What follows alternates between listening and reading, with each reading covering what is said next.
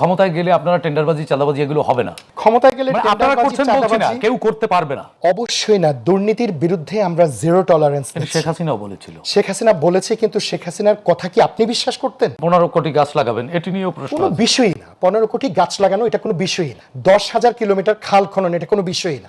সবার আগে জনগণ তো রাখেননি, সবার আগে বাংলাদেশ। সবার আগে যখন বাংলাদেশ হয় তখন সেটা জনগণকেই বোঝায়। এইটুকু বোঝানোর জন্য কি আমার নতুন করে আবার ক্লাস নিতে হবে নাকি? বাংলাদেশ মানে হচ্ছে বাংলাদেশের জনগণ। সেই জনগণকেই আমরা ধারণ করি, আমাদের চেয়ারম্যান ধারণ করেন। তার স্বজন বলতে কিন্তু বাংলাদেশের জনগণই আছে। আমি এটা কিন্তু একেবারে আস্থার সাথে বলছি। এবং ওনার মা বলেছিলেন যে বাংলাদেশের বাইরে কেউ নেই, কিছুই নেই তাদের বাংলাদেশের বাইরে। উনি হয়তো ধারণ করবেন, লালন করবেন, আপনারা তো আর পার করবেন না। একটু তো অপেক্ষা করতে হবে। 12 তারিখের নির্বাচনের পর কি আল্লাহ রাব্বুল আলামিন ভালো কাজগুলো দেখবার জন্য, না আপনাদের রুদ্রমূর্তি দেখবার জন্য? আপনি নিশ্চিত থাকেন অসাধারণ কাজগুলো আপনি দেখতে পাবেন। গত বিগত সময়টাতে আপনি যেভাবে দেখেছেন, আমরা 31 দফা আমাদের ইশতেহার ছোট ছোট করে দেখেন। আমরা কিন্তু অলিক কোনো কথা বলিনি, মেগা প্রজেক্টের কথা বলিনি, আমরা ছোট ছোট কথা বলেছি। আপনি যদি 2 কোটি ফ্যামিলিকে আপনি ফ্যামিলি কার্ড দেন, তাহলে আপনি বছরে 5,000 কোটি টাকা খরচ করবেন। এটা সাধ্যের ভেতরে। আনবেন কোত্থেকে টাকাটা? আপনি এই দেশে লুটপাট করছেন, দুর্নীতি করছেন, বছরে 1,60,000 কোটি টাকা কম আর বেশি। আপনি বিদেশে পাচার করছেন 1 লক্ষ কোটি টাকার বেশি। প্রতিদ্বন্দ্বী যারা আছেন তারা বললে সুযোগ ছিল, তারা আয়ের উৎস বলেছেন যে মুসলিম বিশ্বের। আমি আপনাকে তো বলে দিচ্ছি, আপনার আনারই দরকার নেই তো। আপনি আমার কাছ থেকে শোনেন।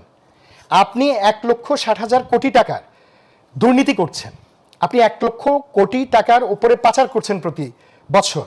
এই জিনিসটা আপনি সামান্য বন্ধ করে দেন।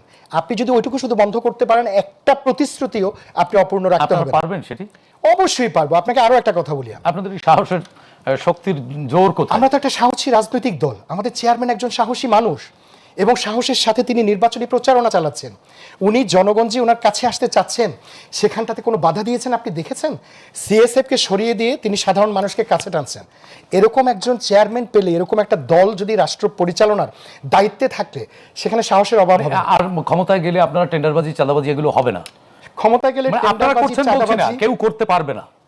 অবশ্যই না। দুর্নীতির বিরুদ্ধে আমরা জিরো টলারেন্স। শেখ হাসিনাও বলেছিল। শেখ হাসিনা বলেছে, কিন্তু শেখ হাসিনার কথা কি আপনি বিশ্বাস করতেন?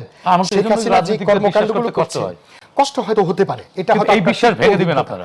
এই বিশ্বাস ভেঙে চুরমার করে দেব আমরা। লাস্ট একটা কথা বলি, প্রতিশ্রুতি বাস্তবায়নের জন্য অনেক রাজনৈতিক দল কিংবা কোনো গোষ্ঠীও বিভিন্ন বিষয়ে সমালোচনা করে।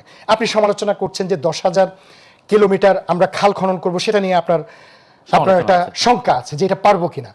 একটা কথা শুনেন, 8 লক্ষ, আবার 15 কোটি গাছ লাগাবেন, এটি নিয়েও প্রশ্ন। কোনো বিষয়ই না। 15 কোটি গাছ লাগানো এটা কোনো বিষয়ই না। 10,000 কিলোমিটার খাল খনন এটা কোনো বিষয়ই না। বাংলাদেশে, আপনাকে অর্থের বিষয়ে একটা কথা বলি, বাংলাদেশে আমাদের প্রতি বছর বাজেট কিন্তু 8 লক্ষ কোটি টাকা কাছাকাছি, তাই না? 7.9।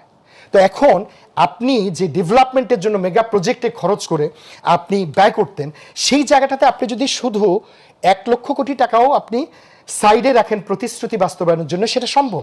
সুতরাং এমন কোনো